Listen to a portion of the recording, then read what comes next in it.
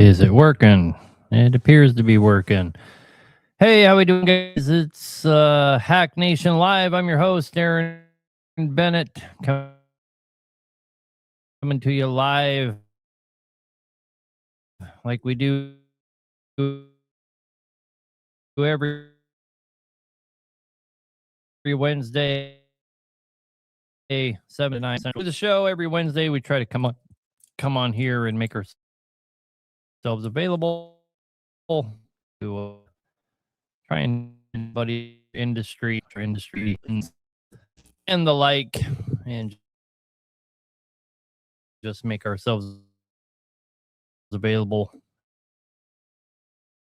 help out as many people as we can. This caller 224-225. That's 573-4225.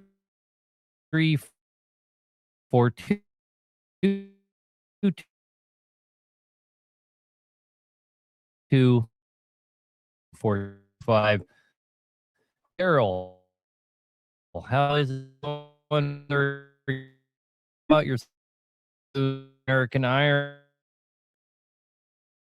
And I should just skip to the chase and reset the internet. This internet is acting so stupid. Hopefully, I don't know. We got to get over to the new shop. The damn people. You can, when you go into our new shop, you can see they had a whole room for internet. You know how they set up those high-speed rooms, have the coolers in them and everything. And it says AT&T in there, and AT&T saying no, there's no internet to that place ever. Stupid. We're gonna have to see. We got to get them over there and see what's going on. They say they can't come out and do a purchase or a, I don't even know. They're so stupid. They're saying there's no fiber there, but we'll see what's going on.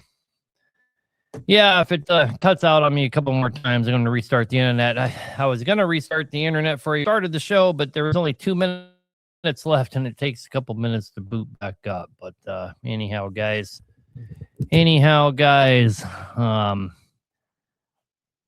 Xfinity is better than the AT&T. Well, I think probably anything's better than the fucking garbage we're dealing with right now. And we had a hell of a day today. We had an engine that we'd rebuilt. Everything's new on it, except for the rods. Truck only made it 400 yards and turned a piston sideways and ruined the engine. What a day. What a day. Did figure out really quickly why that happened. It had a failure before, and we did not put in new rods, and we should have. We should have put in new rods. I don't know. My nephew was building that one. Just some oversight there.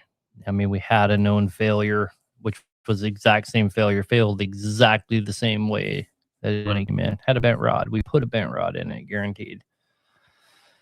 But you live and you learn, right? Am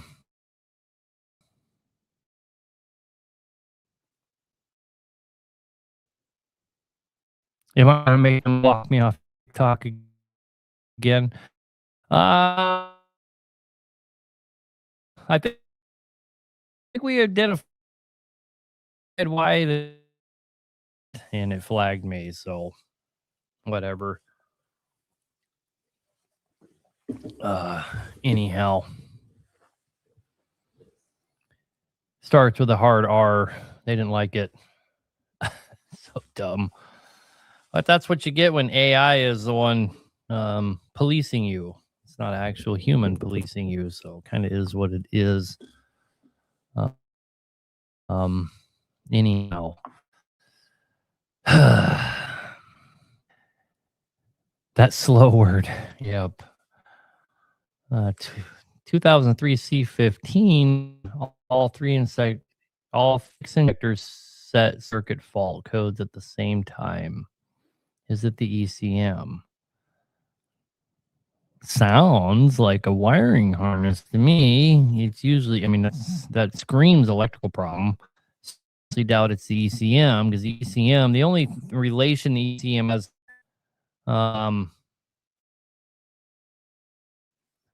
the only relationship the ECM really has to injectors is the injector driver and go out, but they kind of out problem so much as to like you're going to throw injector circuit faults. This fucking internet.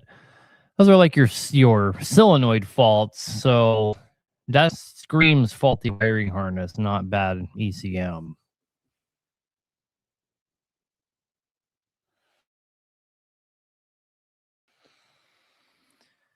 You would call in, but you haven't broken anything yet.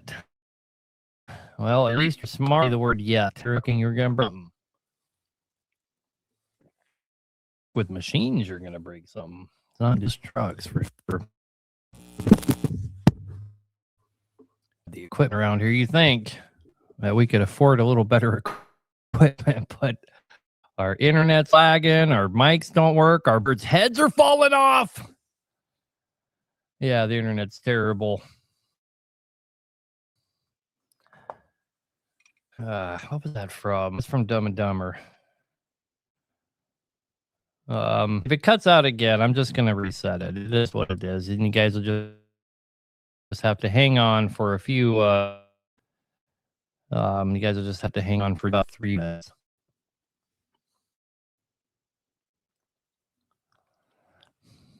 Hey, man, I have a question. Is it true you go back to conventional oil after using synthetic? Only if you don't like really good oil, then you go back to conventional. If I have to reset the internet, it won't affect anybody watching on TikTok. Only people watching on Facebook or YouTube.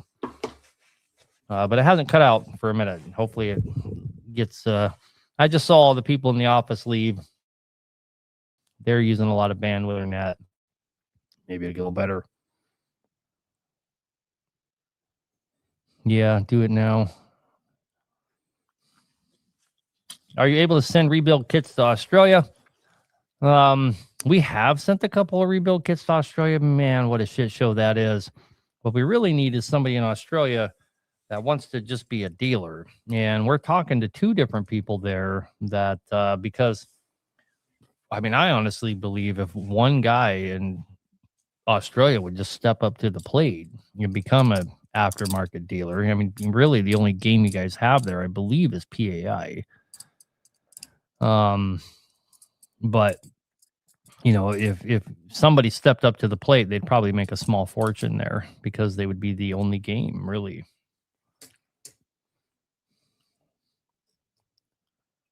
I have a couple broken exhaust studs, but I'm letting it develop.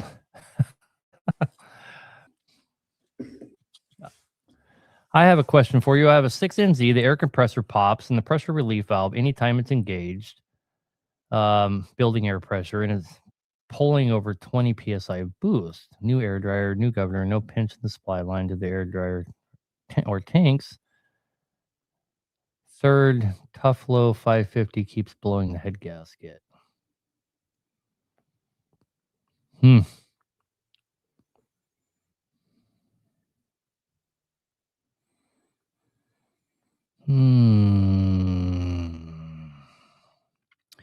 Calvin Wold says it's the unloader valves in the compressor.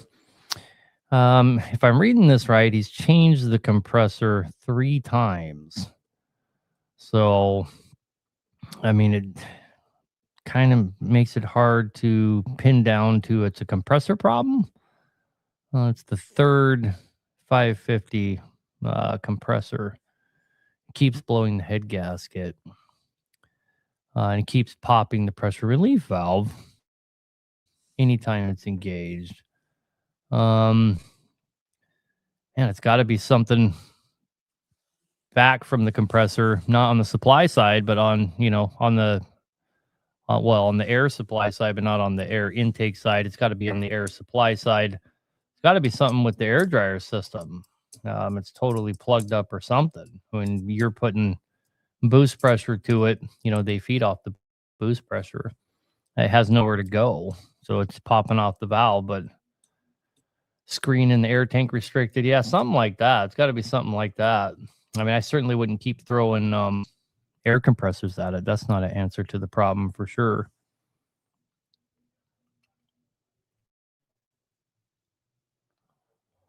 Oh, you just have it free breathing? Yeah, sounds like the air dryer. Sounds like the air dryer to me too. Is ISM Cummins a good engine? I think so. ISMs, ISLs.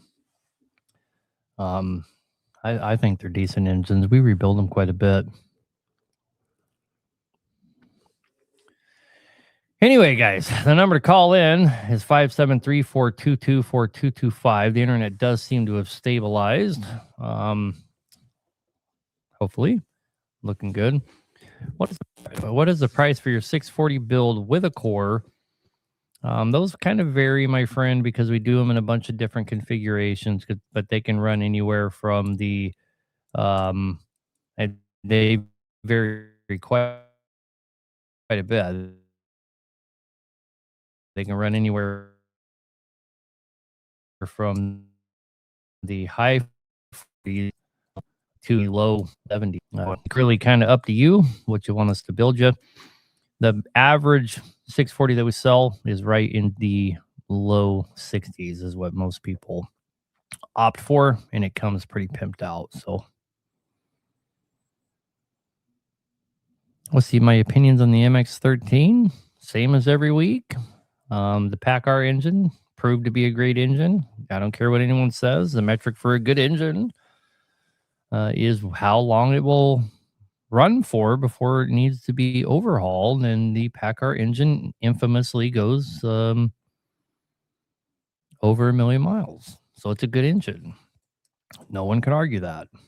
I would never own one. I would never want to own one, but it's not because they weren't good engines. It's because once you do have a problem with them, there's no support for them. It's hard to find a place that'll work on them. They're extremely expensive to work on, and they're a huge pain in the ass. By the time a PACCAR gets to the point where it needs to be overhauled, the truck's usually not worth how much it's going to cost you to overhaul the engine. That's part of the problem. You know, the same thing with the DD15s. The DD15s all came in Freightliners, Columbias, all that kind of crap. And by the time, you know, those DD15s are easy 1,000,000-mile engines. And by the time they get to that point where they need to be rebuilt, it costs a guy more to rebuild one than the truck would resell for with the engine brand new in it, because the truck's so old and clapped out. And we all know that Freightliners don't age well. They just don't. You know, by the time the engines wear out, the dash is falling off, all the wiring's effed up, the doors are falling. You know, we've all seen the Freightliners. No, that's it right there. Black Buffalo. It's just cabbage leaves. There's no tobacco in it. It's not a tobacco product. And is it good? It's delicious. It's my favorite. I would never go back to normal dip now. I've been doing this probably 5 years. I'm looking over my truck here and I see some horsepower sweat between the spacer plate and the block. Is my engine blown the fuck up? Hmm. The answer to that's no. If you have a Caterpillar engine and it is seeping in your spacer plate between the spacer plate and the block, that does not by default mean that you're screwed, your engine's gone. It doesn't mean that. All cats will do it. Cats that I build will not do it, but that's because you use shellac on it. I learned to do that from my very first build I ever did. Our kits are going to come with that in it because I don't want anyone that ever uses one of my kits to have a leaky cat. But every cat, even if it's done by cat, after a little while will start to leak between the spacer plate and the surface of the block. And yes, aviation paste. And Cat 1, when I very first started building Cat engines, the very first one, there was an update from Cat to use aviation paste. And so I did, and I always have. And now they tell you not to use it, but I never stopped, and I never will. My engines are the only ones I ever see that don't have that signature leaking going around. Now, when you know you have a problem, is if you're running the engine, okay? Um, if you're running the engine and it's bubbling there between that spacer plate in the block and you see little bubbles spitting out, you got a problem. That's not just your old cat weepage. You got an actual problem going on. That's a good way to figure out, is this a problem or is this just what cats do? If you see any bubbles of any kind, even if it's just any bubble at all, you got a problem. So that's a good hack, pun intended, to figure out if you got a problem there. I'm under the impression that your 640 builds are tuned at 580, then are able to achieve the higher level of power due to the coatings and the parasitic losses. Is this correct? No, it's not.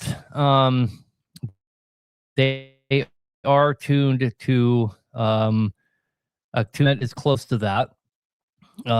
It's a factory cat tune, so to speak.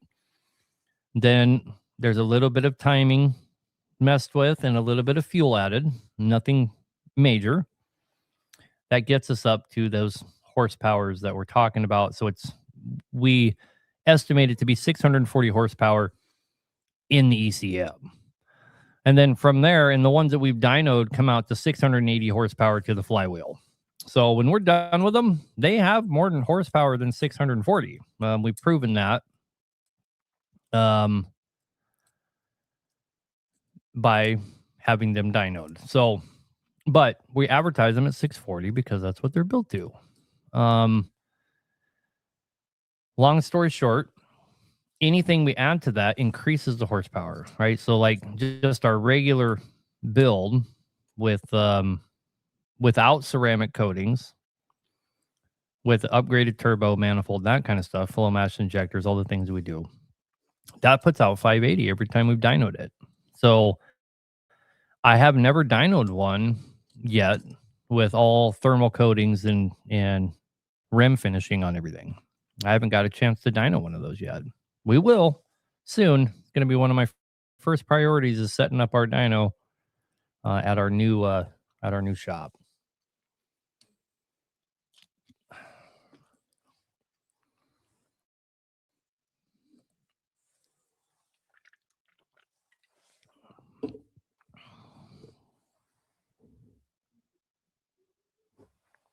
Did I see that Scania is starting in North America, starting to have a North American presence? No, I haven't seen that.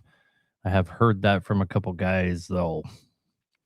How much blow by is normal on a 605 X15? Not a lot of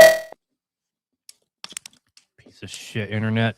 A lot of that depends on if your breather box is still installed and still operational. If the answer to that's yes, first thing you want to do is change the filter on that. See if that helps with your blow-by problem. But let's assume your blow-by box is on there and it's in good working order, and you have a lot of blow-by on a 605. It's not good. It's not good at all. If you've deleted that blow-by box, there's a little bit more acceptable amount. But guys, your average truck, here's the thing. How do I explain this? Brand new truck. And we do have quite a few callers. We're going to get to you guys here in just a second. But I have a CFM measuring device here. It's badass. But a brand new truck, brand new, first startup, if you hook a CFM machine up to that thing, it's going to have between 1 and 3 CFM of pressure going into the crankcase the day it's built. The very first time you start it, it's going to have that much. So there's going to be blow-by. If you put your hand on a brand new engine and hold it over there and let off, it's going to go whoosh. There's pressure. There's pressure going in the crankcase at all times. You have to have quite a bit of pressure for it to create mist and oil that drips out of that blow-by tube, and you see smoke coming out of that blow-by tube. you're getting quite a bit of combustion gas into the crankcase to see that. Now, it's not as good of a way to check if you have an oil fill in the front and you take that off and you see quite a bit of mist coming out of there. You got a lot of gears running up front there, guys. That will create its own mist and oil. No, you shouldn't have a bunch of pressure there, but seeing some cloudy mist coming out of there isn't necessarily signs that something's wrong.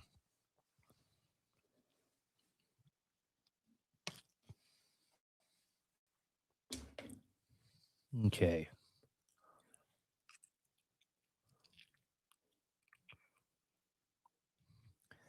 Even PDI proved your 640 build was the truth, a genuine 640. Yeah, when PDI put one of our engines on the dyno, it came back at 680. Which they called sluggish, by the way. Let's make sure the phone lines are working. Jeff, you're on the air, man. What can we do for you? Hello.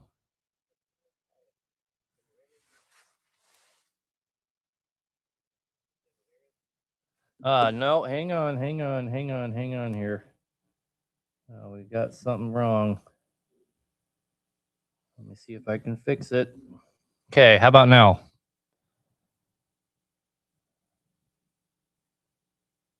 Are you there? Yeah, I can hear you. Okay. Go ahead. Can you hear me? Yep, I can. All right, so working on an ISX 15, and basically the I'll tell you from the start, truck had overheated, so pushed the head gasket, and so we bought another head just in the meantime to get the truck going, head that had been O-ringed, and we set the liner protrusion. They wanted us to run them a little less, being so that the head was O-ringed, and can't keep a gasket in it. So trying to decide if we need to bring the liners, up to 13, 14, whatever, and just put OEM gasket head back on it, or what the problem is. This is an ISX or? Yeah, yep, it's an ISX. And I was messing with my stupid dials and trying to figure out why you weren't coming through everywhere you're supposed to. But what's going on with it? I mean, you're losing head gaskets, right? Yeah, with the O-ring head, and then of course I won't name the manufacturer or the company, but have to run their gasket with it, obviously, because it's got the wider metal lip around the cylinder for the O-ring to crush into. But didn't know is that basically what's happening is it's like the gasket is coming apart, the metal liner right around the cylinder, like it's coming apart, little sections of it here and there, and then it starts pressurizing the coolant system. Yeah, you're blowing out the fire ring. That's the term for it. Pretty much, yep. So what's the liner height right now? It's about 8.5, between 8.5 and 9. Why the hell they're so low? They wanted with the fire ring, they wanted us to be between 8 and 10 is what they wanted. They said you need to run it a little lower, being you got an O-ringed head. And so that's my question: is that our problem? We're too low, or is it something to do with the gasket and the O-ring? So, first of all, I think you're too low, okay? But you're technically not, okay? So I want to dissect your problem here a little more than just saying you're too low, because according to spec, you're not too low, okay? You shouldn't be losing a head gasket just for no reason. So my question is why are we doing a fire ringed head anyway? What is the reason? Just figured after after we did it the first time, basically just figured why not. So that really no specific reason besides, it technically it should be better. I Okay, guess. I guess what I'm asking, I'll just be more direct. Do we have some kind of monster tune on this thing? Is that why we're doing this kind of stuff? No, nope. 600 ish. It's a 565 that's been been tuned. So it, 600 ish. Okay, so Nothing crazy. doesn't mean that the tune's not causing the problem. You can have a truck that has 500 horsepower that the tune's all messed up, the timing's so messed up, it's causing pressure. Yes. Excessive pressure where it shouldn't. Yep. Yeah, too much timing. Now the reason I don't think it's a tune is the truck was, we had this before the truck overheated the first time. We never had any issues out of it. We've had this the same person do multiple trucks and have never had issues with the tuning. Okay, well that's fair. Long story short, brother, you shouldn't. The fire ring doesn't affect where you should put the heights of the liners, because the fire ring on your head is on the other side of your gasket, and all of that stuff is meant to crush. Okay. It will all crush together. There's nothing wrong with that. Long story short, 8 is 1/1000th away from failure, and probably what's going on is when that whole thing's crushed down and that fire ring on that head is crushed down, you're probably pushing those things and they're probably actually sitting under 7, would be my guess, and you're just losing it right away. Set them at 10 at least, but I would put them at 12. I think you'd be just fine. Well, that's the plan. I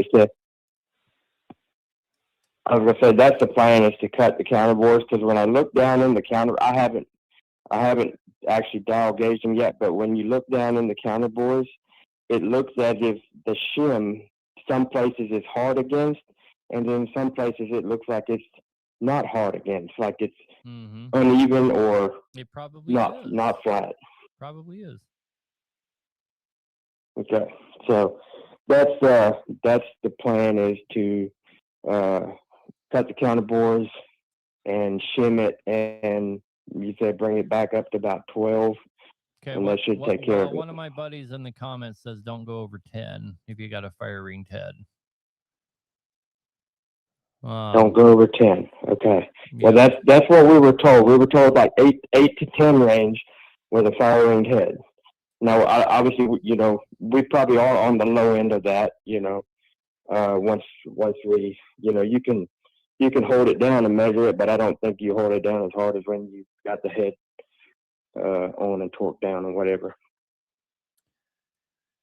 I wouldn't use a fire ringed head in the first place, but it is what it is. Well, we had the OEM head had it pressure tested, had it. That's my plan, is the liners back up and put the OEM head back on it. I was just curious that we were doing something wrong, or why. Was it, bad quality gaskets, something that we were having issues with this other head? Yeah, I wouldn't worry about it, man. So bring it back up to about, you set it at 12? No, set it at 10 and send it. Even with going back to the OEM head with the non-fire ring? If you go to the OEM head, take it to 12. Okay. All right. Take it 12 OEM head. That's I think that's what I'm gonna do. Just go back to the OEM. We never had any issues with it before. Obviously before it overheated the first time. So I think if we bring it back up and do that.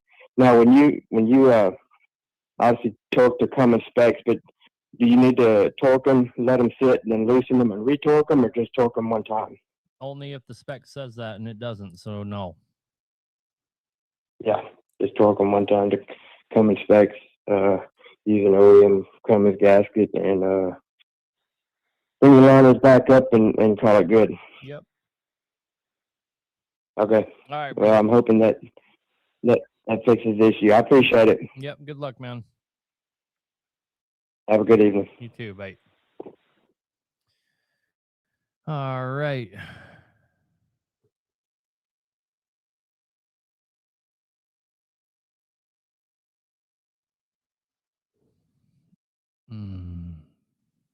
What temp thermostat should I use in my BXS? I like the 180, 185s or 190s, somewhere in there. They got to run hot, man. They got to run hot. All right, back to the callers. We got a bunch of them stacked up. You're on the air, brother. What can we do for you?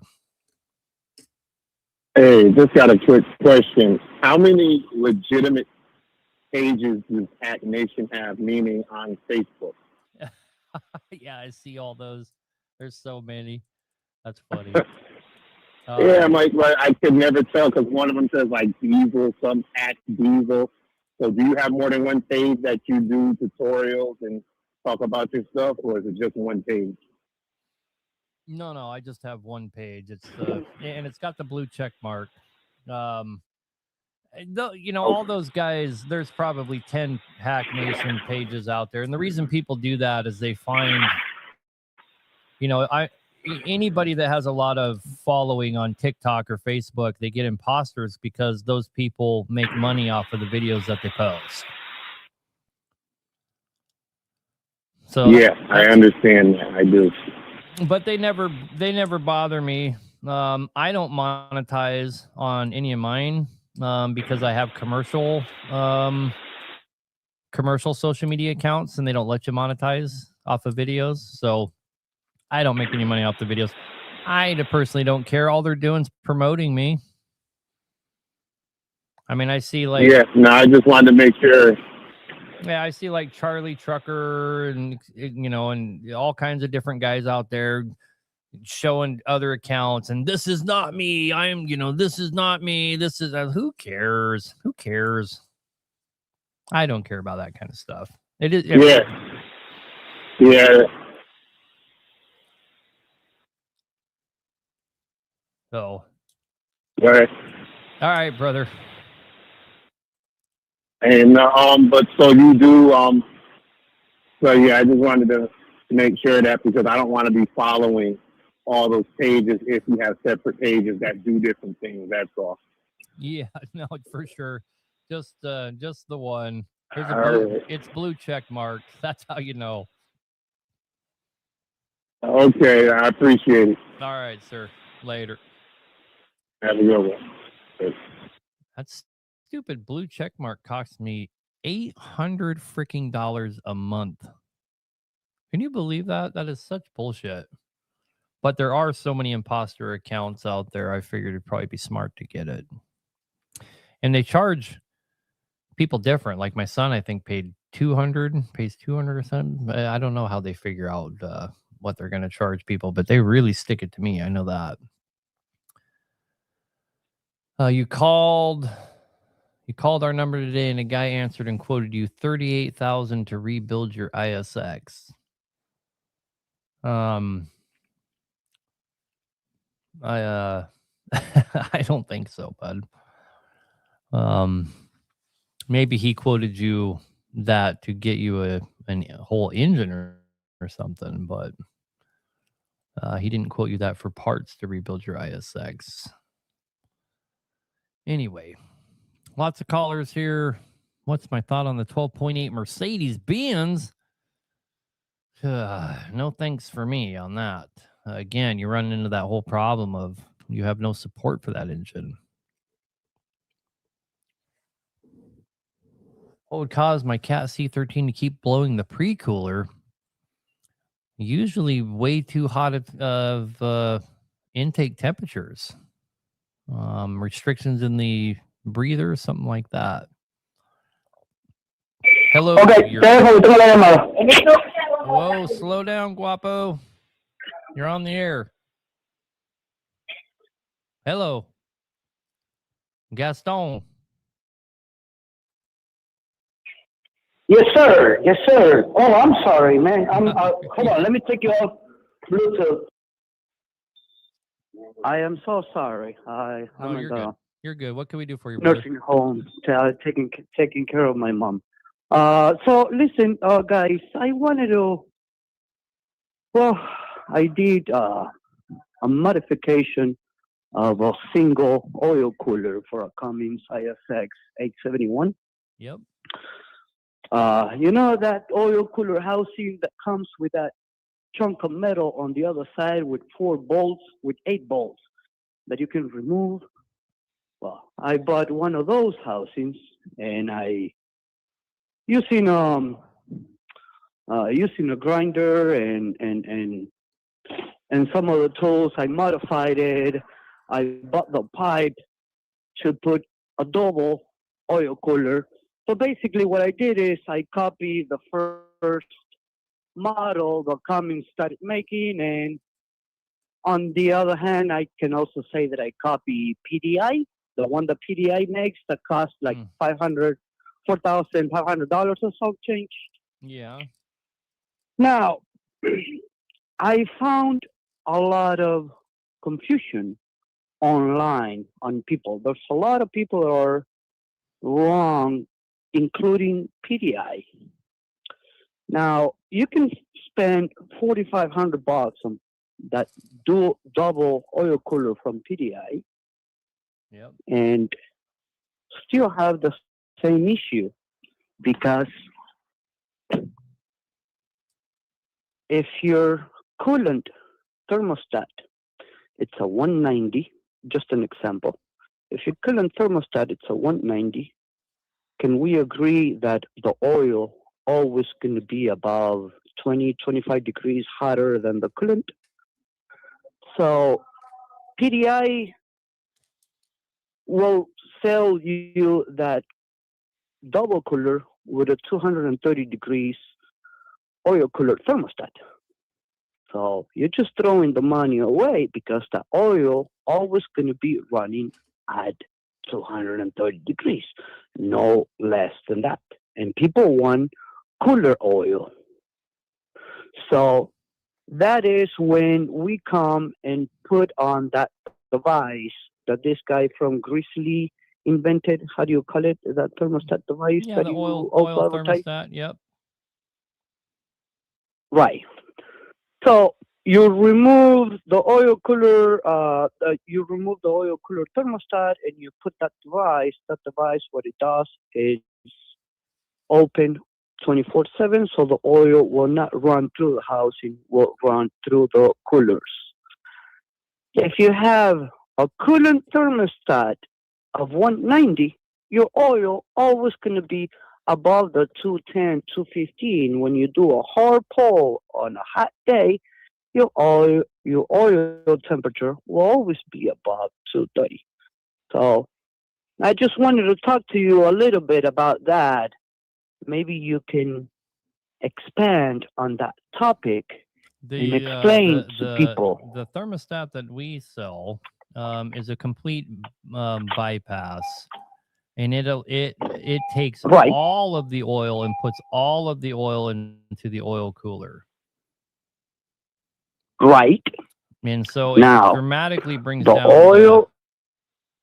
It's dramatically brought down the temperature of the oil. Correct.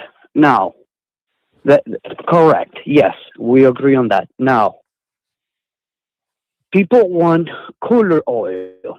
If your coolant thermostat is a 190, your oil will never be less than 210 or 215. Right? Because your oil, it's always 20 to 25 degrees hotter than the coolant. Yep. If your coolant thermostat, it's a 190, your oil will never be less than 115, 120. And if you do a hard pull on climbing up a hill on a hot day, your oil, obviously, it's going to go above the 230. When you got there and start coming back down, yeah, it's going to cool down to the 210 to 15 to 20s. But what the point that I wanted to make is PDI. What PDI sells, I don't want to talk junk about some other people businesses. I don't know what you're but talking about, to be honest with you. You've totally lost me. Well, here's the point. PDI makes that dual oil cooler, right? You can put 10 coolers if you want. If you keep your thermostat at 230 degrees, your oil will be cooler. That's the point I'm trying. PDI sells you for 45. With that, you're not doing anything. You just put a dual oil cooler and you spend 4,500, but you're not doing anything. You're not cooling your oil. See what I mean? You're right, but I don't. Because PDI. It does cool your oil temperatures using their dual oil cooler. It dramatically reduces temperatures not having the dual oil cooler. I'm never going to sit here and say that PDI's dual oil cooler doesn't work. It absolutely works. No, what I'm saying, I'm not saying, right, I'm not saying that it doesn't work. Okay. What I'm saying is that it will not come down from you're never going to get the oil to be, you're never going to get the oil to be cooler or as cool as the coolant, because the coolant's job is to absorb the heat of the oil. Your oil is a lubricant, and your coolant cools the oil, right? So the oil is always going to be by default hotter than the coolant. So I don't understand what you're talking about. Correct. What I'm saying is that people want to have the oil cooler than 230 degrees. And with the product from PDI, they will not be able to get a cooler oil because their thermostat, it's at 230 degrees. So with the thermostat put on, you can have 10 different oil cooler packs, one next to another. Okay, but I don't. But the oil's my friend, I understand what you're saying, but I don't understand what your point is, right? So, I have a lot of callers here. Okay, you're not not saying anything I disagree with, but I don't understand what is your point. No, correct. I'm not trying to disagree with you. As a matter of fact, I'm a big fan of you. Right. What I'm trying to say is that I wanted to see if someday you wanted to expand on that oil cooler topic, because people are throwing the money away buying they're not throwing the dual oil cooler. But I've already said that. Right. You can get an oil thermostat from us that works better than the dual oil cooler, and you're saving $3,500 plus you have an hour of install instead of 4 or 5 hour install. I mean, everybody already kind of knows that. Yeah. No, definitely. Yeah, that's why I mentioned before that a couple of months ago, I talked to this guy. I forgot his name, from Grizzly, and then I did all of my modification and all of my stuff. But well, I mean, I guess that at the end of the day, it is just an idea that I have, that I don't like the model of the dual cooler with the 230 degrees thermostat. I would rather have a dual cooler with your device. Sure. That will work a lot better. Sure. So do whatever you think is the best thing to do, brother. All right? Yeah. Well, all right, man. Hey, listen, it was a pleasure, and yes, have sir. fun over there doing all of the great stuff that you guys do. Yes, sir. Have a good night. Hey, you too, man. Take it easy. Yep. Bye.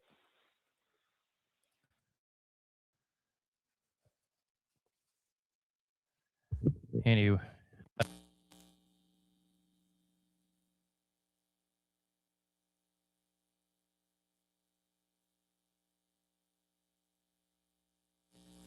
Get to you. David Mahone here in the comment section, man. Or yeah, that's pretty fucked up, man. It really is. I'm doing a show here where I just come on here and try to help people. It's really fucked up to come here and bring your shit here. It just is. You know how to get a hold of us. I don't, without looking you up, because I deal with hundreds and hundreds of customers every day. I can't know exactly what you're talking about, so I can't defend myself. I just have to sit here and watch you run me down on here. If you continue to do it, I'll just block you. Okay, that's fucked up.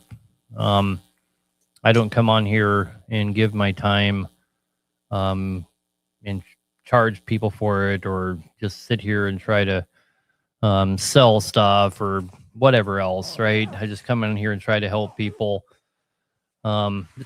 You should be ashamed of yourself. You have no business doing that. I have whatever beef you have with me. I mean, for all I know, it's already something I've handled, and it's something that you caused. I know, right this minute, I'm dealing with a warranty with a guy where they put the wrong cooling jets in and smoked their entire engine. You might be that guy. If you're that guy, I don't know what to tell you. I can't control people that put in the wrong cooling jets. You might not be that guy. I have no way to look you up. My phone is strapped up there for TikTok, and I'm on this live. So for you to come on here and blast all this stuff, I have no clue what you got going on, dude. So don't do that. Not cool. If you're frustrated, I understand. We make mistakes. In fact, I'll tell you guys a mistake that we made. I got a phone call from a guy, or no, we had a kitten here we were using today, and we realized that it had the wrong pistons in it. And like, what the hell? How do we have the wrong pistons? And I was like, you know what? I bet we're going to get a phone call from somebody real soon saying, hey, I think I have the wrong pistons in this thing, because we'd coded them all, and somebody put the wrong ones in the wrong box. Sure enough, yeah, they call a guy. My pistons. There's the guy. So we hey, overnight your pistons. Can I have those ones back? By the way, when you get my box, take all yours out and I'll send you a label to send those ones back to me. We're not Jesus. We don't walk on water. But the thing is when you're in our business and the business that we're in these days, when you're selling stuff, all kinds of things happen. And you sell 300 kits in 2 months, which we do. You're gonna have guys that have stuff happen, and my part of my job title here is to evaluate all those warranties. And I have to listen to all those guys and try and figure out what happened and see if it's something we need to take care of. And if it's something we need to take care of, we try really hard to be those guys where people can believe in us and we take care of them. But we're not perfect. This guy could have a totally legitimate gripe. I'm not saying he doesn't. He could have been supposed to get called back today and didn't, and is all upset with us for it, and it's highly possible. And if that's the case, I apologize for that. But this isn't the place. Anyway, back to the callers here. Kalen Brian, I think. You're on the air, brother. What can we do for you? Yeah, appreciate you taking the call. So about a month and a half ago, I replaced the injector and Jake brake harness in my 2006 NZ. And the reason I did that, my Jakes were cutting out, and part of the reason I was getting oil through that wiring harness coming from inside the valve body. Yep. And when I went back on with it, I replaced that gasket that goes between the top of the head and the valve cover body. And since then, the truck's been the motor's been kind of weeping oil between that valve cover body and the head. I've torqued everything, all those bolts that go around the perimeter of that, to the recommended 35 or maybe 45 pounds. Mm-hmm. And I still am getting oil leaking through there. It's not massive, but it keeps probably from about halfway up number 5 around the backside number 6 and back up about halfway 5. It keeps a light sheen on there, and I'm losing oil there, but it's not a fast leak, very slow leak, just enough to keep a oil sheen. I've tightened everything a couple times since then. So did you change that? Did you change that gasket? Yes, it's a new gasket. Okay. So if it's a new gasket, there's a couple things that one is if it.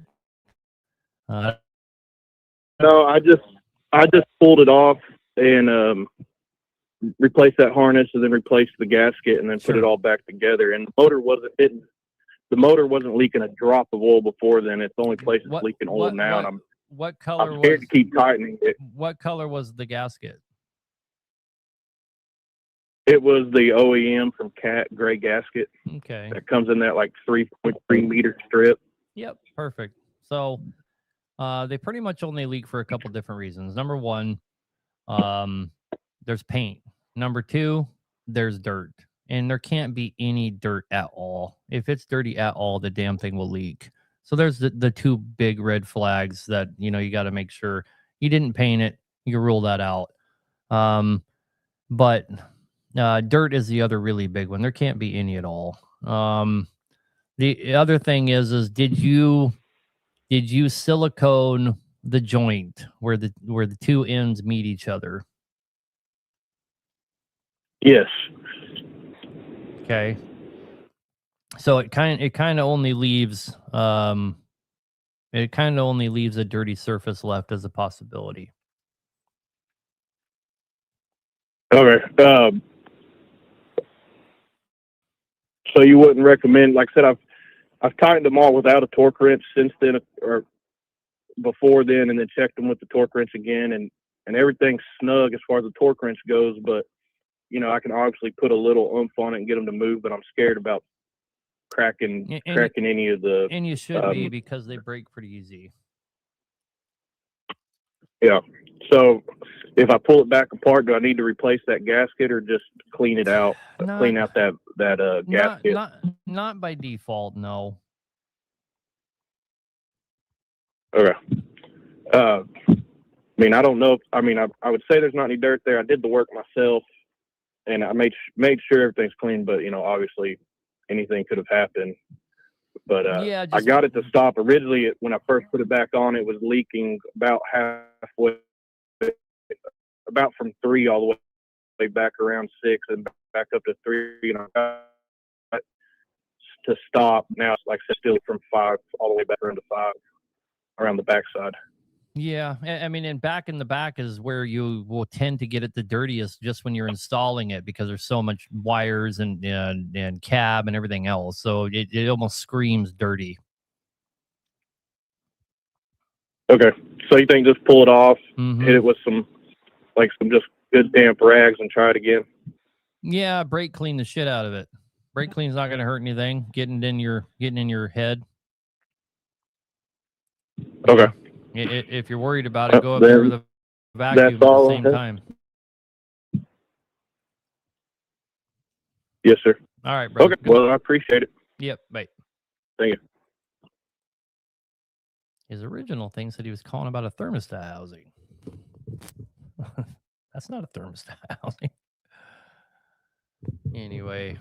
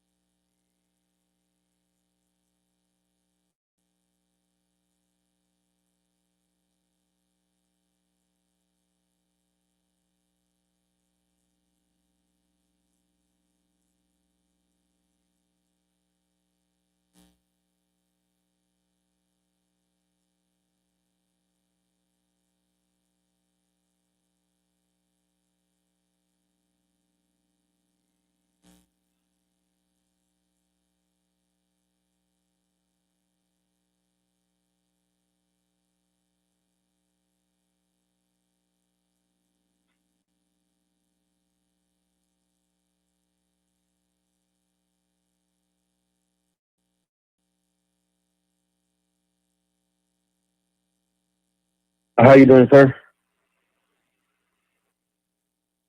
All right, I'm getting my in-frame done on the ISX. What about now? Something wrong. So Yeah, go ahead, man. Go ahead. We can hear you. You getting an in-frame done on your okay, ISX. so yeah, so I'm in Indiana up here, and it's pretty cold, and there are no hills or anything around where it's getting rebuilt. So I was going to ask you, what's my other option to break in the engine? Well, you can do it on flat ground. It's not nearly as desirable, but especially if you have a load. And so, long story short, if you can even find like a rolling hill or something, and all kinds of guys are saying find a dyno, and of course that's probably the most optimal thing. But if it's just not an option, you can't find a dyno. A loaded trailer, um, and some rolling hills will get it done. Just put some cardboard in front of the radiator. Don't cover the whole damn thing, but to help get hot faster, cover maybe half of it, and use your brakes. Use your brakes. Use your brakes and put a load on it. Okay, and my other question is, so my ISX is deleted, and it's a 550. My friend's telling me to put the horsepower lower so it lasts longer. Does that make? What do you think about that? What is it rated at right now? 550 horsepower. Leave it alone. Nothing wrong with that. It's not going to last longer being a lower horsepower if you're only at 550. Yeah, just a couple guys said that because it's deleted. It's got too much pressure going. It might not, last longer, but you're not going to cure that problem by lowering the horsepower. Not if it's only a 550. Okay. All right. Sounds good. That's it, sir. I appreciate I appreciate you guys a lot. All right, brother. Good luck. All right. Thank you. Bye. I probably should have said this to the caller, but when you're breaking in an engine, here's what's important. Okay. The only thing that is important is that you have the engine under load. And when I say under load, I don't mean how much weight you have on a trailer. Under load means pressure on top of the piston crown, which is going to be done through your boost, right? So under load would be maximum boost pressure and get the engine hot. So if the engine fan comes on under load, you're doing the intended thing that you're trying to do when you're breaking it in. Now, if you can get that engine fan to come on 7, 8, preferably 9, 10 times in a short amount of time, like 50, 100 miles max. So the engine's hot, the engine fan's coming on. You get that engine fan to come on 8, 9, 10 times under load, boost pressure. You've done it. You're done. She's brokehead.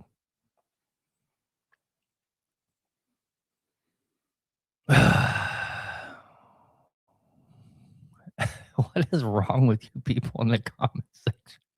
Jason, you're about to be. You're on the air, brother. What can we do for you? Hey, what's up, Aaron? How you doing, bro? Good, man. Good. Hey, Aaron, I got a quick question. I just recently bought a Fitzgerald glider truck, and it's got a 12.7, but it's it's kind of wore, and I'm thinking about trying to switch over to a 14-liter. I want to know, do I have to buy a whole new motor and harness to have that switched over, or am I looking at, I can use some of the stuff from this Fitzgerald glider and just what needs to be done? So the best source for that, brother, hands down, is going to be Custom Truck. Just call them, tell them what you have, and tell them what you're trying to do. Okay. They're going to tell you exactly what you need. And in this case, you're just going to need one harness. I'm pretty sure. Just one. And everything's going to work just fine. This is going to be one of the simplest swaps of all time. Oh, nice. No. Another quick question. Oh, go ahead. No, you go ahead. No, I was going to ask also on the 12.7 life expectancy. I mean, on average, you've seen it all. Actually, you've worked on one of my trucks when you were over in Ross. I was in Newtown working. Okay. And yeah, we met in person. You told me your story about the kid and the bear, which is crazy. But yeah. Anyways, that's a crazy story. What kind of life expectancy can I? What's that? Nothing. So life expectancy on a 12.7. Oh. Easy million miles. Maintained correctly, 1.3 million or even more. If it's highly maintained and taken care of, no problem. The 14-liter, I don't think you can expect to get exactly the same amount, but it's going to come damn close. 14 liters don't have the reputation as a 12.7, but they're damn good engines. They're really damn good engines as well. Yeah. Personally, I'd much rather have a 14-liter Detroit than a 12.7. No question. For me, it's not even a question. I would never own a 12.7 on purpose. I'd much rather have a 14-liter. Is it going to get the longevity of that 12.7? Probably not. They added 2 more liters to it almost and kept the same platform. But the 14 liters proven to be a very reliable engine as well, and it has quite a bit more going for it. I would much rather have a 14 liter. I think you're on the right track, especially if you have a Fitzgerald. That thing probably needs to be heaved into the nearest dumpster. Well, all right. Well, at least I know what I'm looking at now. That was just my question. I was kind of wondering about that. I know you guys do that 600 horsepower 14-liter build over there, and I don't know. Maybe at some point I'll be bringing this truck to you. Who knows? Yeah. Well, good luck with whatever you decide to do, but start by calling Custom Truck. They're going to tell you exactly what you have to do, and I think it's going to be very minimal. Okay. All right, Aaron. Hey, I appreciate it, man. Yes, sir. Good luck, man. Have a good night. Yeah, you too. Thank you. Yep. Bye. Man, I might run out of my credits on the call center here. I got $20 left on there. I don't remember how to add money to it. But anyway, we better run through these callers. Sam, you're on the air, brother. What can we do for you? Hey, Aaron, very informative show. I always love watching it. I have a quick question for you. I recently bought a 14-liter Detroit on a 40K rear, 390 ratio. But we do like a heavy haul, and my friends are telling me start looking for 46K rears because they might like go off. Like, what's your opinion? When I started on the Alaska Haul Road, my first truck had 4 Super 40s in it, and everyone told me, "Oh, don't even take it up the haul road because it'll never survive." And a friend of mine owned the exact same truck, and he lost 3 rear ends on the haul road. It was actually the sister truck, seriously, identical truck, and he lost 3 differentials, and he was one of the loudest guys telling me don't even buy the truck. I did buy the truck, and I ran it on the haul road for several years and never lost a differential one. So a lot of it is how you use it. All the rest of the trucks that I owned had 46 or even 48,000 pound rear ends. So, and I'm a huge believer in the 46,000 pound rear end. It's the best rear end ever made, in my opinion. They're so tough, but the idea that you can't do the job with a 40,000 pound rear end is only a testament to your abilities behind the wheel. 40,000 pound rear ends are much more susceptible to hopping, to slamming, things of that nature. Your 46s are very forgiving to any inexperienced drivers. They get stuck and they hop them and all the stupid shit that takes differentials out. But you know what doesn't take differentials out? Normal operating. That doesn't take differentials out. So if you're losing differentials, it's most likely because you need to learn how to drive better. All right. And how big of a difference is from 390 40K or 40K 410? Like, is it a big difference in the gear ratio, or are they almost the same? I don't know off the top of my head, brother. I don't. You know, I never know all those nomenclatures. You know, like my sons can rattle off every type of transmission on planet Earth, and I can't do that. I don't retain information like that very well. What I It's know like is the like, gear ratio, the 390. yeah, your 390s. Yeah, and 410s, like with the 40K both. Do they have like a big difference in between them, or they're the same? No, they're not the same. They're different gear ratios. They're pretty your All right, so your 390s and your 410s, those are both quite a bit lower geared, pretty sure. Somebody can correct me if I'm wrong. And I don't think you could go wrong with either one of those. They're they're fairly close to each other. But again, I'm so bad with those with all of those numbers, you know what I mean? Just the nomenclature, 390s, 410s, whatever. Those things don't retain in my memory bank. I've just never been good at stuff like that. I'm pretty sure all my trucks had I'm pretty sure 390s is what most of my trucks had in Alaska. I'm pretty sure. And like their max speed was, that's with the 40K rares. yeah, our max speed on all of our trucks, like 1500 was 65 when we were topped out.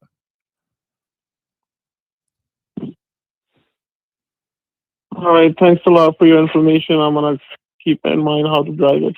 Yeah, Thank you. Have a good. 410s would probably do a better job if you're hauling really fucking heavy. Okay. Well, I already got 390 now, so I'm just gonna drive it as long as I can. If it goes out, I'll start looking for 46K here. So. All right, brother. Good luck. Thank you. Yeah. Have a good day. Bye. You know, tell more than that.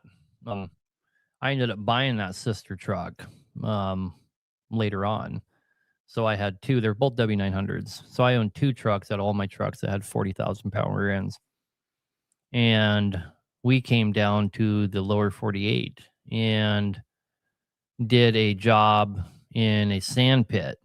And I had drivers in both those trucks, and they both lost rear ends twice each from trying to come up out of that soft sand, bouncing the trucks. And I had owned them for several years at that point, running way more extreme loads. It's really the driver.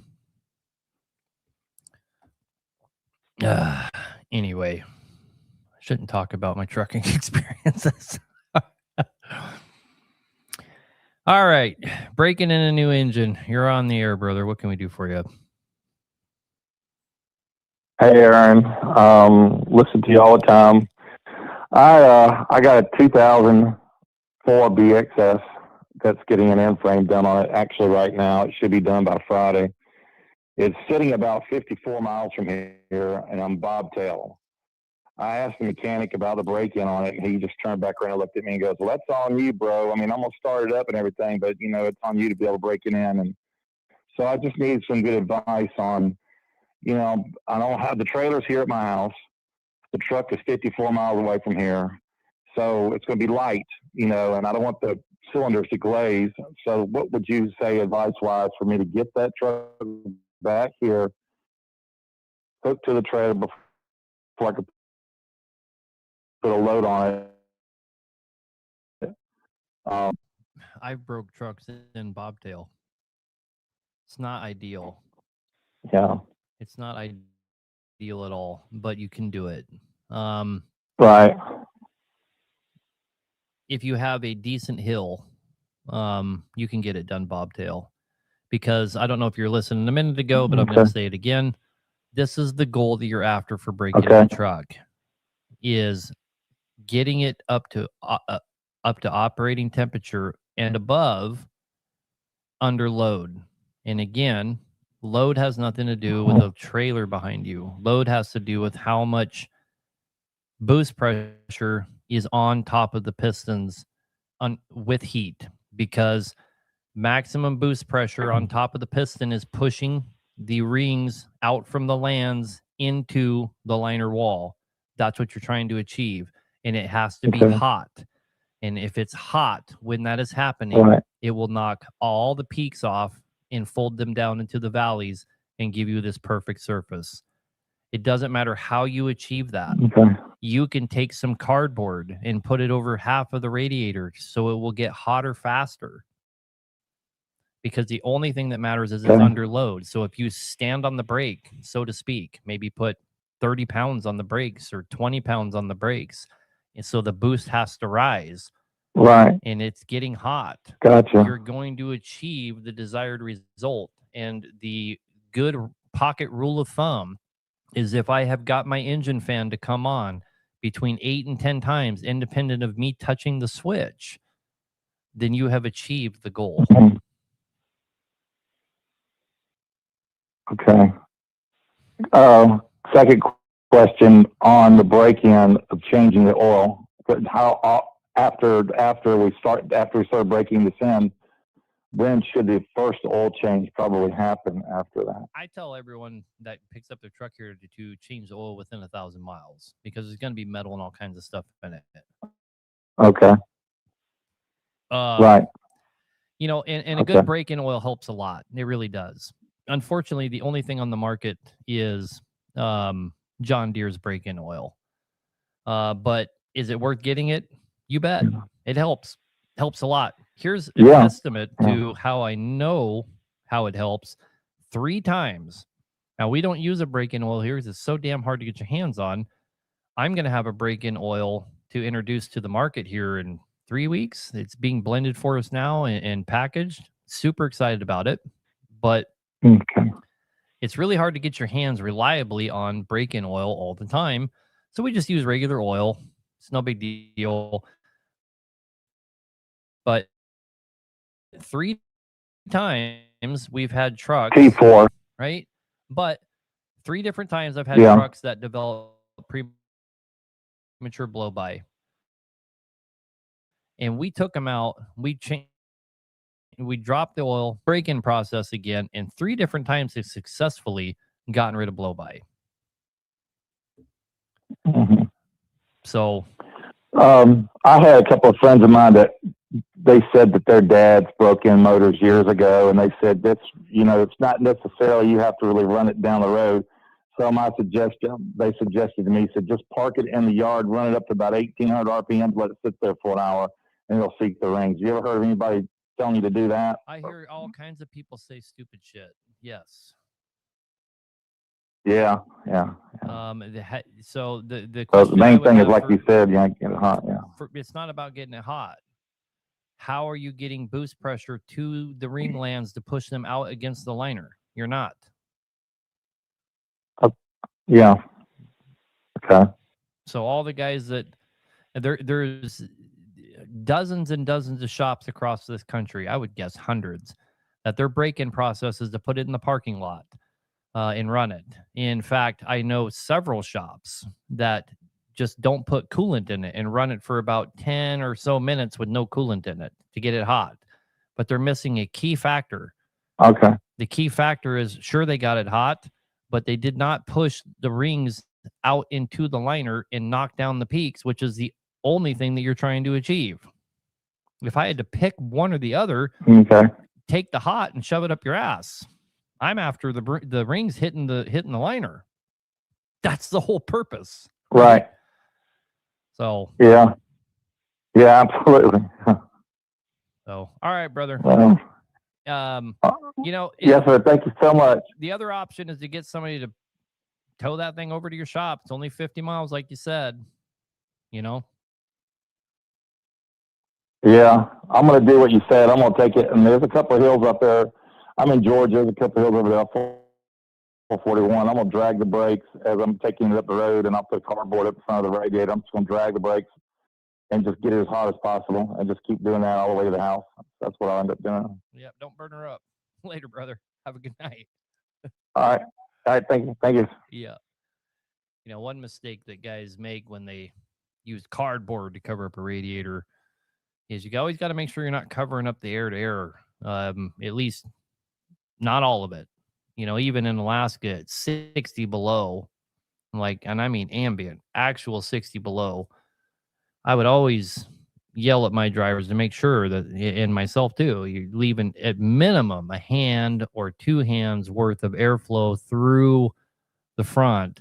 And it's to cool the air to air, because that air intake air temperature relies on that airflow to cool the intake air. And you'll burn your engine to the ground and your coolant will be 150 degrees and you'll melt the pistons right out of the damn thing.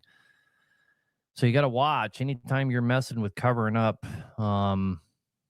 anytime you're covering up that front of your engine, that you're not stifling that air to air.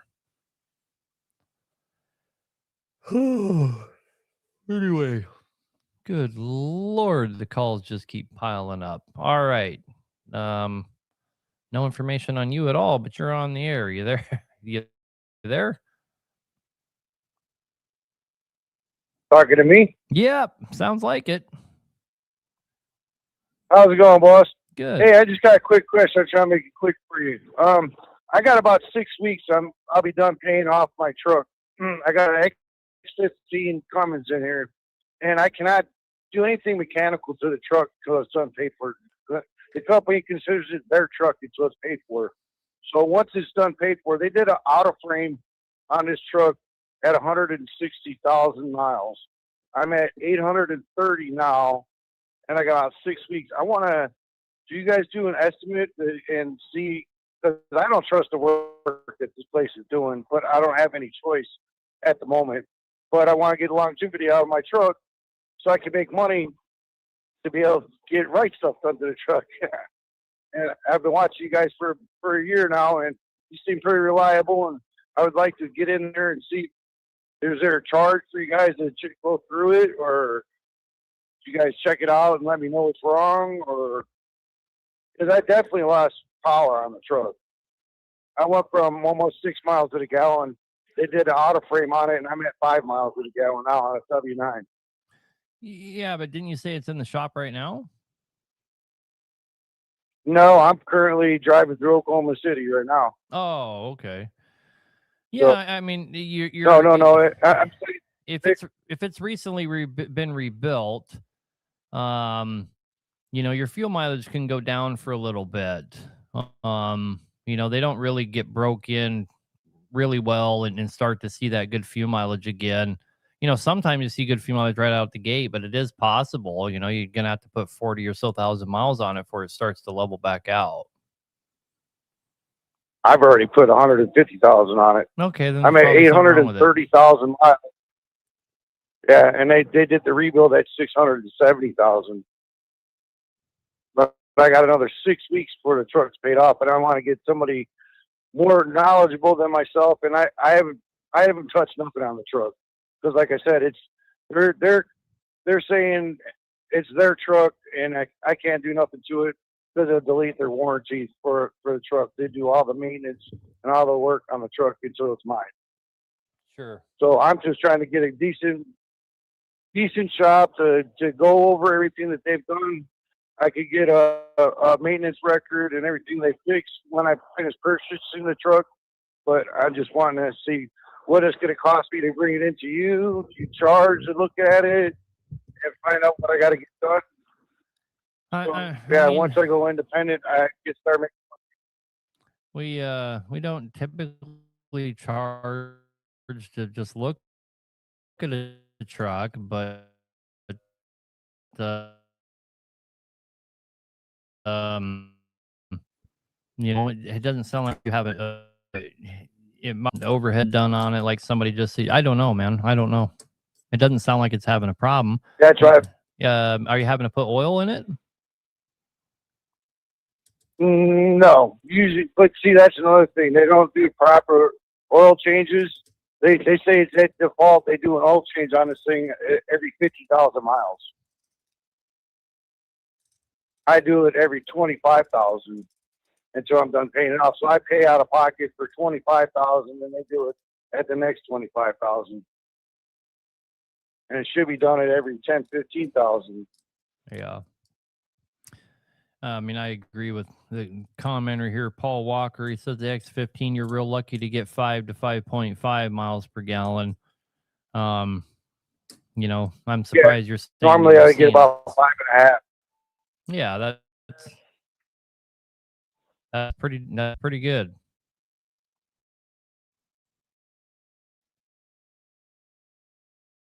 Since they had it in the shop last. I mean, lost if you took it to Cat, for example, Cat is going to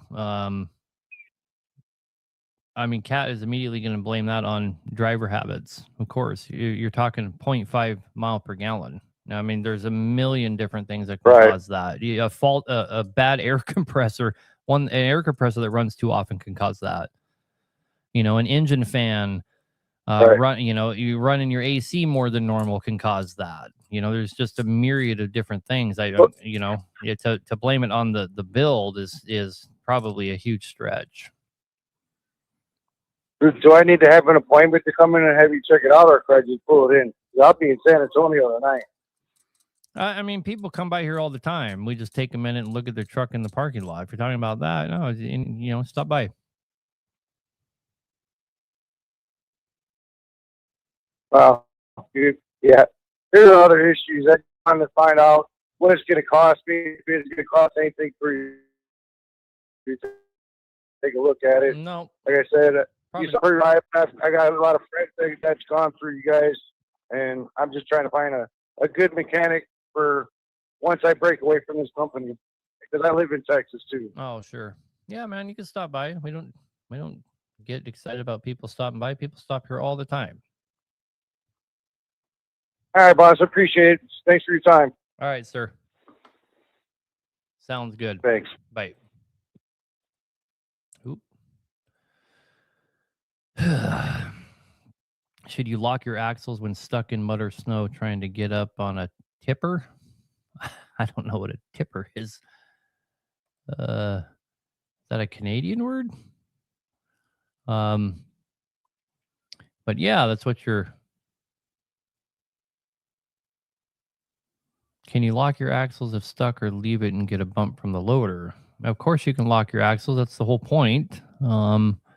Locking your axles is can keep you from getting stuck, and a lot of times get you unstuck. That's the whole purpose of them. Anyhow, Francisco, you're on the air, man. We have so many callers. I just got to keep ripping after him here. What can we do for you, brother? Yes, sir. How's it going, man? I just have a quick question. I just ordered one of your turbos, the Stage 2. Mm-hmm. I have a NXS set to 475. From my understanding, the Stage 2, the rating begins at 550, that's what I was thinking on going to 550. But what's the sweet spot for that turbo? I mean, where would it get the most out of it? Not at 550. But Stage 2 turbo, Stage 1 turbo is going to work a lot better set at that horsepower rating than a Stage 2. Stage 2 is going to, and it might be fine. It might be fine. And if you throw it on there and at a 550 and find out that the pyro's running a little too hot and it really seems sluggish on building boost, like it takes forever to build boost, it's too big. It's not the end of the world though. We can get, you can get the hot housing. The hot housing is like the inexpensive part of the turbo. You can get the hot housing of 132 AR hot housing for a couple $100. In fact, I got tired of looking about 20 of them we had here, and I threw most of them in the dumpster, and they're all brand new because there's just not a lot of value in them. It's the cartridge and the cold side that really have all the value. The hot side of the housing is not that big of a deal, so I wouldn't worry too much about it, man. Throw it on there, see how it runs for you. At 550, I wouldn't put it on there at the 475. Put it to 550. Put it on there. See how it works for you. If it works great, then you're good to go. If it seems like, and here's your sign that it's a little too big for you. It's not. It takes really long time for it to build boost. That's a huge sign there. And number two, the pyro temperatures are running up there above 900.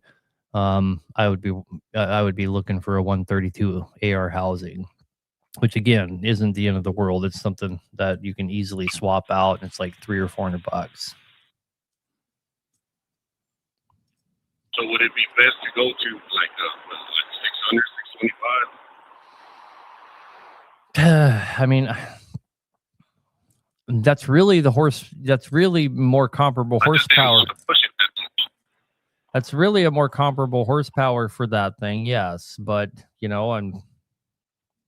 don't want to recommend somebody take their Acer to 650 horsepower, because where you get the tune for that is going to possibly dramatically affect the lifespan of the engine. So I'm a little loath to recommend something like that, right? You do what you want, of course. Okay. All right. Well, that's my only question, man. I appreciate the help. Yeah, if you're super worried about it, I mean, call the call center again and maybe see what they think about getting you a stage 1. But like I said, I don't think you're running too big of a risk. You throw that stage 2 on there. Just follow those 2 rules of thumb. If it seems like it's having a hard time building boost, or if the pyro's running really hot, give us a call and we'll get you a 132 housing. And you can just slap that on there and it'll all marry right up, and it will dramatically change that problem. You know what I mean? It might work great for you. It's hard to tell from here. Yeah, that's what I'll do. All right, brother. Good luck. Thank you. Yep. Bye. Somebody keeps asking what time we open. We open at 9 o'clock. Do I have a handy tuning fella? We try to stay out of the tuning stuff because of the high risk and high liability that goes along with it. We don't really care to have the EPA come visit us because we're very exposed on social media and whatnot. We try to avoid being a target as much as we can. I've had people in Facebook, YouTube, and TikTok all ask me what I think about Lucas. I don't know what the big thing is about Lucas tonight, but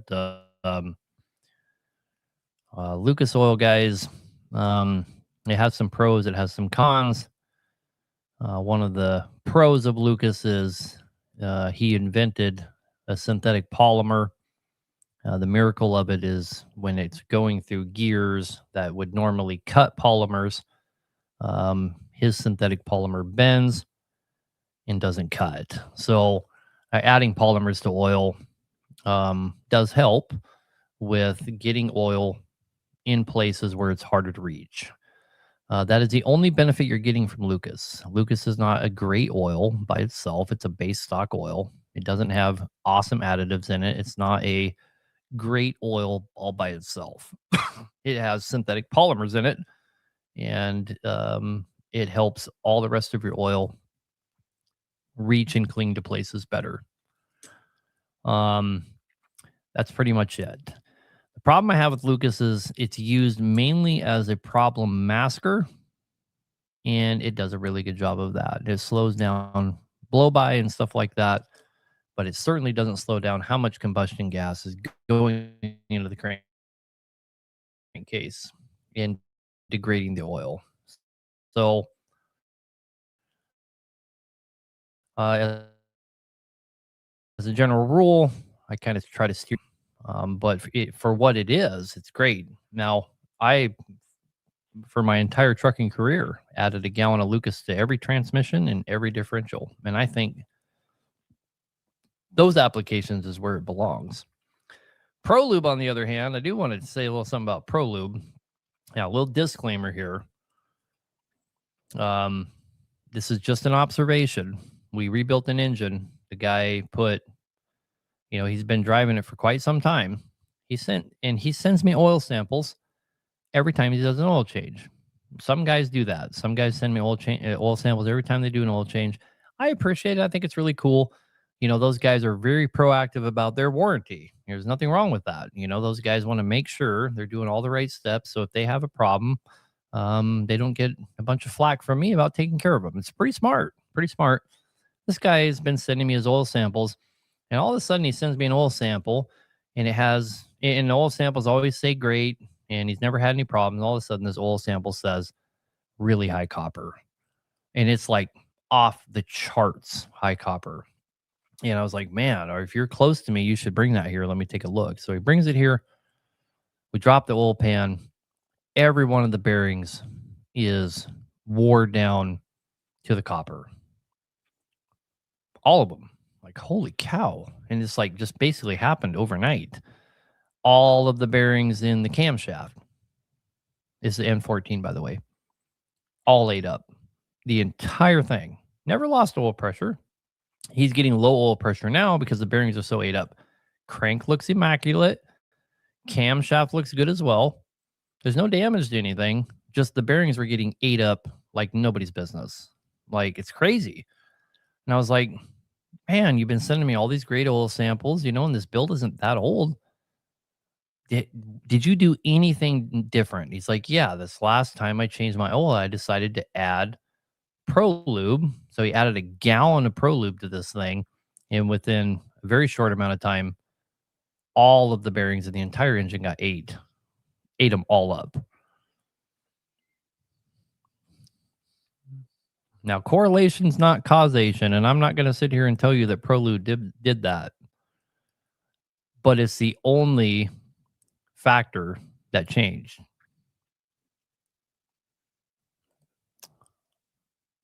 I'm just saying. The only thing that changed is the only thing that we can find as a cause.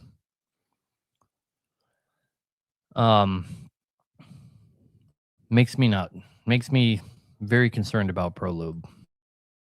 Frank, you're on the air, brother. What can we do for you? Hey, Aaron. Hey. Love the show. Thank you. Got a couple questions. Since you have a lot of experience with aftermarket parts, is there a air compressor you would recommend, a specific brand for an ISX15? Like Bendix or any other aftermarket you would recommend? Well, Bendix isn't really an aftermarket. Bendix is really your OEM, right? So like if you go buy a Cat compressor, Bendix is the one that makes it, right? Bendix is going to be the most expensive one out there.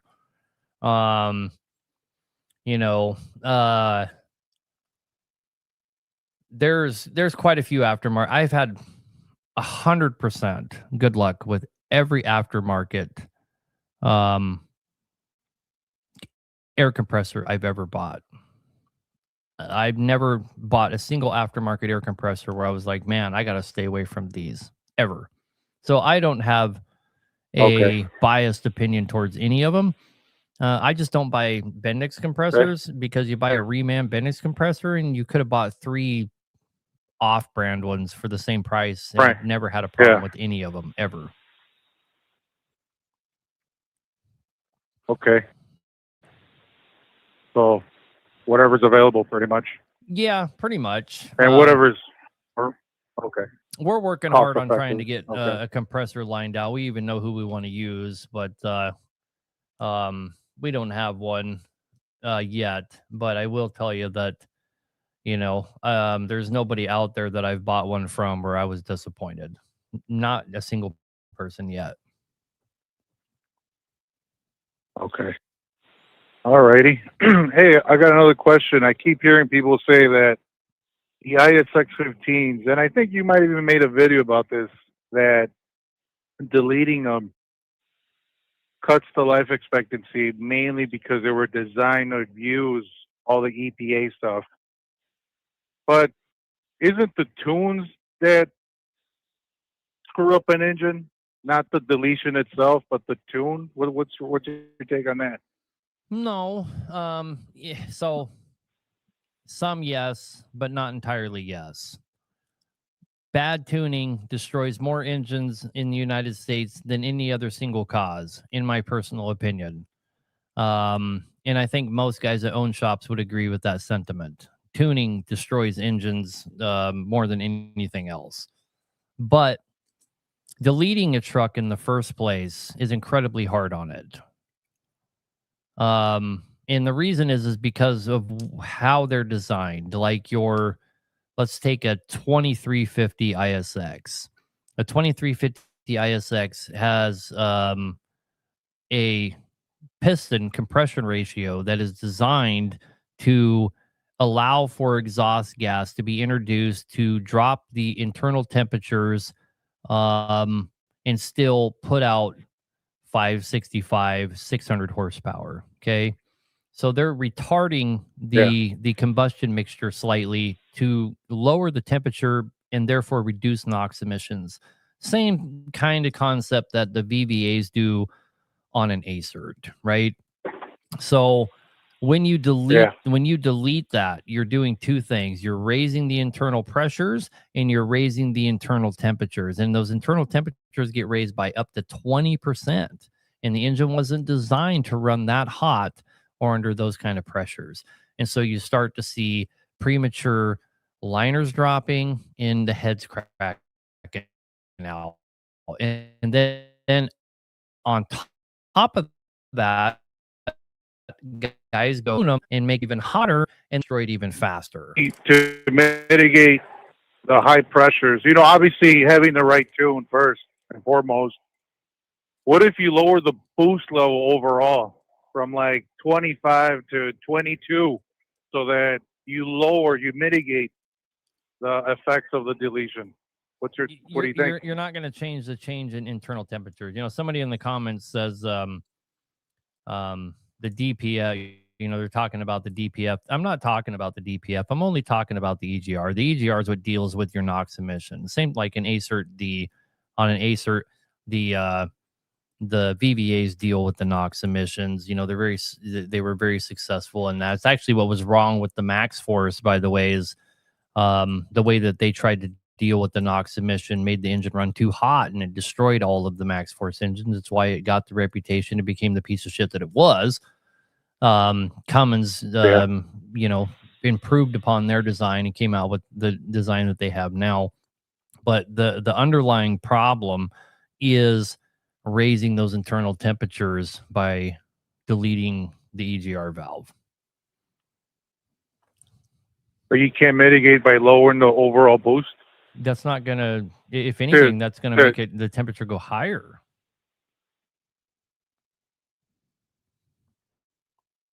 But controlling it with the tune, with the fuel and their air fuel ratio, I mean, so all you're really saying is, because you could cool down. All you're really saying is if I have a really low horsepower tune, right? I mean, for me personally, so instead of running it lean, I'd rather have the EGR working and be able to haul some shit around. Yeah. Or what about for us peasants that haul, 40,000 pounds at most? You know what I mean? I think you should leave the EGR intact if it's at all possible and clean it every couple 100,000 miles and you'll never have a problem. Okay. All right. When are you going to come out with your line of nicotine pouches? And you can call them hacky sacks. That's funny. You call them hacky sacks. There you go. Yeah. Ironically, ironically, in my youth, I was a prolific hack player. I'm really excited. All right. Thank you. Yep. Bye. Guys, I don't know how I'm possibly going to get to all these callers. The callers just keep stacking up, but I'm going to give it the old team effort here. Yes, YouTube is awesome. When you remove the EGR, the NOx goes way up since the flame temp is higher. That is correct. So the VVA, it's a variable valve actuator. The word for them is the IVA, which is the intake valve actuator. They achieved the same concept as the EGR by the valve opening and it releasing some of the overall mixture and thereby cooling the entire thing. So they were bringing in more air and expelling some of it and then combusting. And that's how they cooled it with the intake valve. Just a little different way of doing a EGR there. Anyway, back to the callers. Jose 4 1/4 cat, I'm assuming. What can we do for you? Yeah. Hey, Aaron, thank you very much for what you're doing. So I got a 91 Pete, which is originally have a 7FB B motor. And then, long story short, the 7FB spun a bearing, and then I found a 3CJ, which, you know, have the bigger rod and everything. And then I put it on the truck, and they make a big difference because the 3CJ, it was dead. No power at all compared with the 7FB. And then I do everything, you know, change the fuel ratio on the pump, throw a new pump, lift pump, and the truck is still smoking a lot, but the smoke it was like a brown, not black. And then they bugging all the time. They're bugging. All the hills, the truck bugging. Mm-hmm. So I open it up, the pump, and then I don't see any result on that.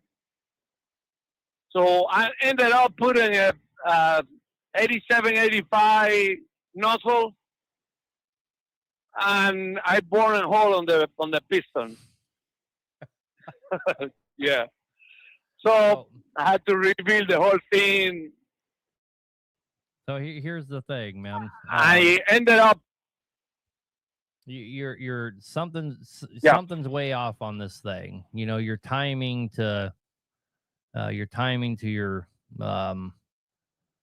turbo setup, to your nozzle setup, something's not right. You know, and maybe the timing. Yeah, I got the round port on the manifold, and I got the big boss turbo, which is 132/78. They was working perfect with the 7FV, but when I changed it to 3CJ, it wasn't perform at all. You know. Right, it's a pump problem. Your pump's not set up right. Yeah. So now I take the 7FB pump with the timing advance and everything, and I put it on the 3CJ, and I took the nozzles of the 7FB and put it on the 3CJ, and I run it with that now, and the truck is better, but it's not performing.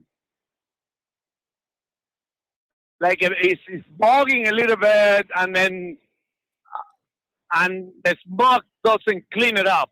It's like a smoking, and never clean. You know. Yeah, I mean, your pump probably needs to go to somebody that needs to go to an expert. Yeah, you see, maybe the plunger, the pump of the 7SV, like they have like a 1.5 million miles or something like that. But I rebuilt the the back part of the pump, all the spring and all the bearings on the back. Mm-hmm. But I never touched the plunger. So right now I running the pump without the two screws on the back away, and it pumps X smoke, but you can see the truck is not, Right. getting enough fuel because You gotta. the pyrometer never go over 600. Yeah, there's something seriously wrong. I don't know what's wrong. Yeah, Right. the pump, right? Too hard for me to try and diagnose that sitting here behind this screen, but you got something seriously wrong with your fuel ratios going on there.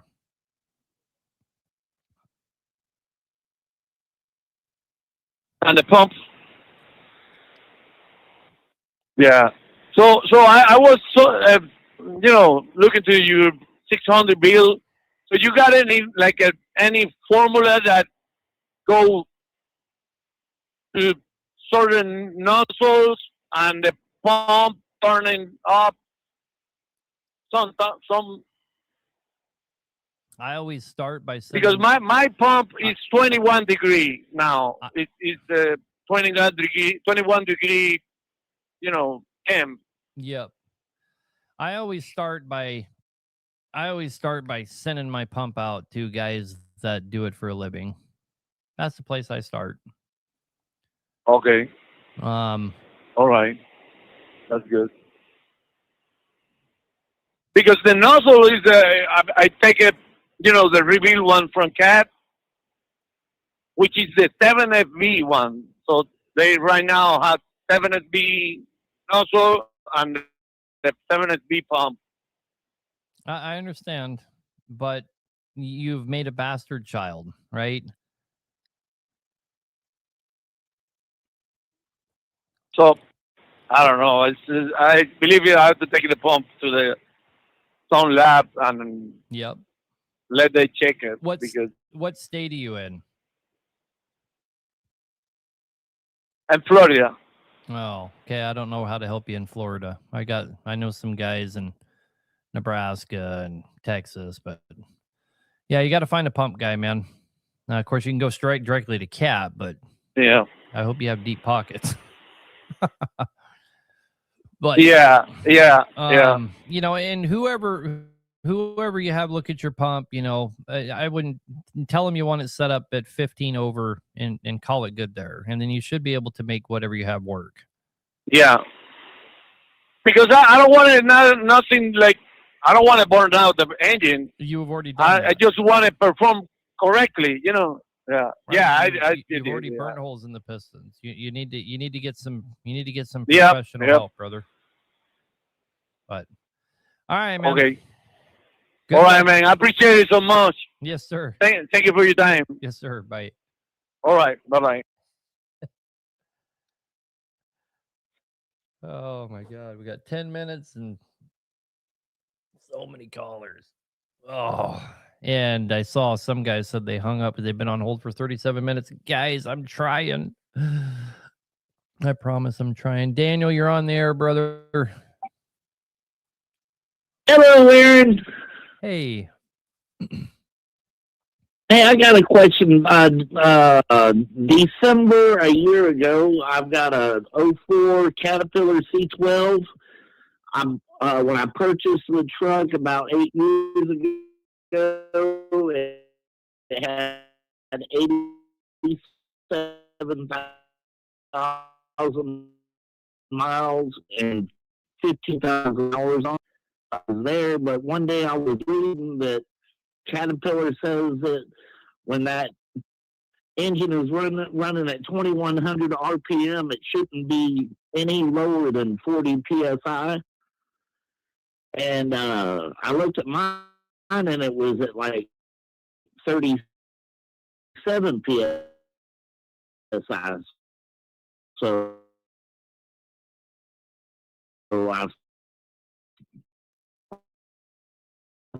I did a couple of jobs I had. He told me you usually start with rods and bearings. I said, no, I don't give a shit. And I told him about the oil pressure. And I said, just do the end frame. And he did it.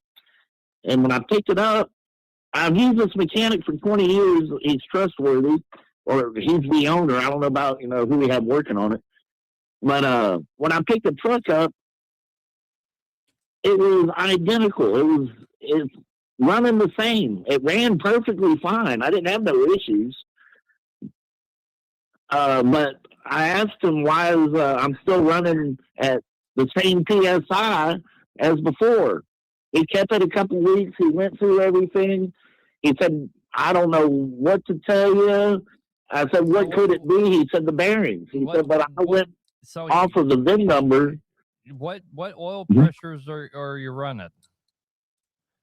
And why are we why are we taking this thing to 2100 RPMs, especially on a pushrod engine? That thing should never be. Well, at 2100 at cruising speed.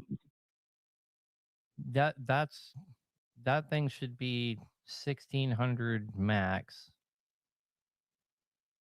Really? Mm-hmm. Wow. Okay. Well, 1600 max at 70. It's got I guess like a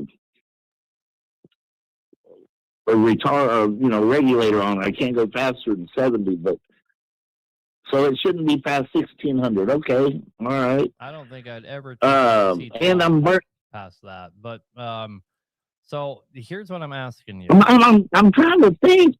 At an idle. Yeah, 2100. Yeah, that's crazy.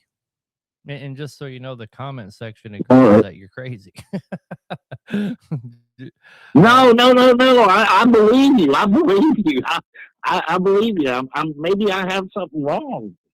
But I look at it every day. Let me ask you a couple quick questions. Yes, sir. At a dead idle, what's your oil pressure? Well, probably about 17. Okay. And when I'm the truck, maybe I have my RPMs wrong, but I've had the truck 8 years, and it's dependable. It runs good. So maybe I'm wrong at the RPMs, but I'm pretty sure 2100. It's all good. At the two, yeah. So when you have it revved up, let's say 1500, what's your oil pressure at?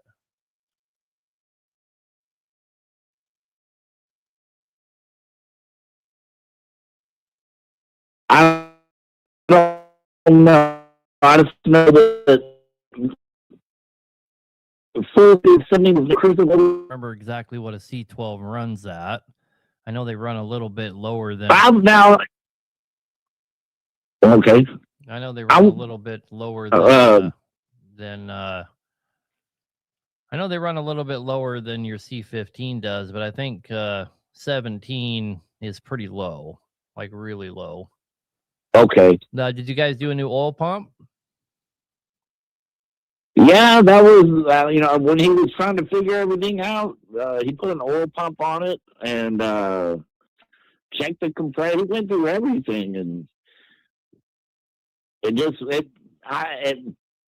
I expected better oil pressure, but the truck is running the same, which is not giving me any problems. And you guys, except my next question you was, guys pulled the front structure off and redid the cam bushings?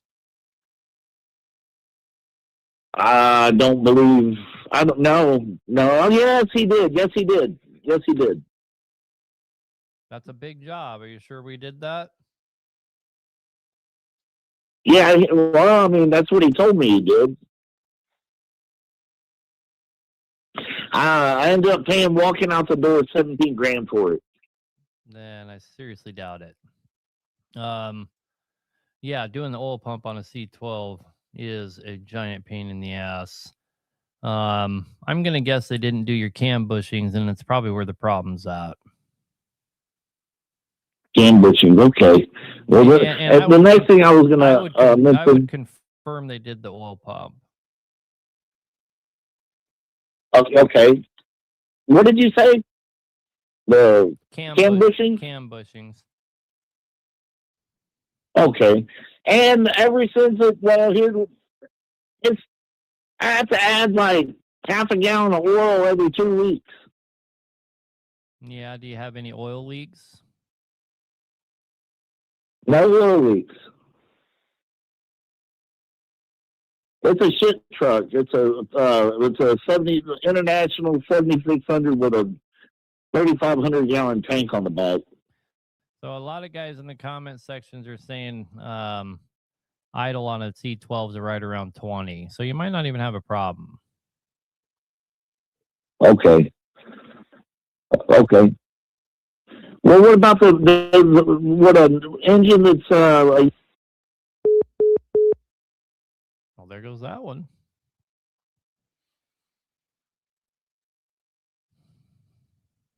Oh, it's because I ran out of money. Well, we had 2 minutes of show left anyway. Callers, I'm so sorry. My call-in studio, I have to re-up it all the time and pay. I get charged by the minute to have this call-in show. And I knew it was running low, but I really didn't have a way to recharge it without running to my truck and figuring it out and all this and that. So that was super convenient. I mean that in the nicest way possible, but there was still 15 people waiting on hold, and we got 2 minutes left of show. I want to apologize to everybody. We actually ran out of money. Perfect timing, really. I mean, I'm sorry for everybody that held on for as long as they did. You're gonna have to catch me next week. He said I was on hold for an hour. I do apologize. I was gonna keep taking calls for at least another 20, 30 minutes just because there's so many people. But I did say earlier in the show, I wonder if the money, I put $500 on there at a time, and it just eats away every show we do. And I saw it had, man, it's a little bit more expensive than I thought. It said we still had $45 on there, and we ate it up in 2 hours. That doesn't make sense. Yeah, I apologize, guys. That sucks. Well, anybody that was waiting. Do we still do in frames? We're trying not to do any in frames. We're trying not to do any in frames if we can. We're still doing a lot of out of frames, of course. Really what we're trying to achieve, guys, is, we sell so much parts, we develop so much parts, we're doing so much parts that it's too hard to deal with that many people and deal with how backlogged we get here in this shop. We have to shut it down every couple months and not take any intake for months and months at a time just to keep from pushing people a year out. So, we're just trying to get a handle on, we're popular. It is what it is. We're popular. We're so popular, it causes major problems. So we're trying to restructure a little bit just to better service the people that we do work for, because if we get so extended that we end up fucking over all kinds of people that we never intended to fuck over. We have guys that are just waiting and waiting and waiting on us, and it's just a bad, in some ways it's a bad business model to do that to so many people. And we have, we do all these weird things to keep it from happening, shut down, not take any work for months at a time. And then you have all the people mad at you because you won't take their job, and we can't win. So if we eliminate the in frames and just kind of narrow down what we're doing, we can focus in on quality control and stuff like that. So anyway, guys. Appreciate you all. Thanks for coming, hanging out. Lively comment section. Had a lot of callers. Again, I apologize, everybody I didn't get to. Please call back next week. We'd love to have you on. So, and I will re-up. I'll put another $500 or $1,000 on there, so it doesn't happen next time. I do want to apologize for that again, but love all you guys. Love this show. If you're David Hone, if you're still on here, I haven't forgot about you. I'll get a hold of my boys. See why we have a disgruntled customer out there. Sorry you had to come on here and yell at me for it. I understand. I'm not upset about it. It's just this isn't the spot, so I want you to be understanding as well. No big deal. I'll find out where the disconnect is. We get really busy, so but it's not a good excuse. It's just the truth. So how long does your out of frame take? I mean, it all depends, man. It really does. So